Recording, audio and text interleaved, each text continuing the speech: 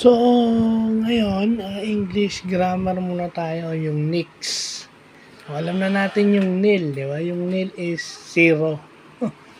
Ginagamit din yan, isa yan sa reserve word ng Turbo Pascal. Yung nil, ibig sabihin ng nil, zero. Bokya. So, itong nix, pag sinabi mo namang nix, yun yung binivito mo or hindi mo tinatanggap. Refusal to accept or being vetoed pag ginamit mo siya as a verb. Pero pag ginamit mo siya as a noun is quantity na walang halaga.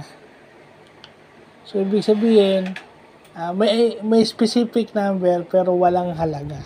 It's called the nix. So, yan yung mga bagay na natututunan natin. No? Yan yung mga kapatid o kamag-anak na word ng salitang nil. Di ba? So, yan, nix at saka nil na ipagkumpara na natin. Kasi yung nil alam na natin eh. Di ba? Pero yung hindi naman natin alam na may nix pa pala. So, magandang napag-aaralan natin yan. So, yun lang po.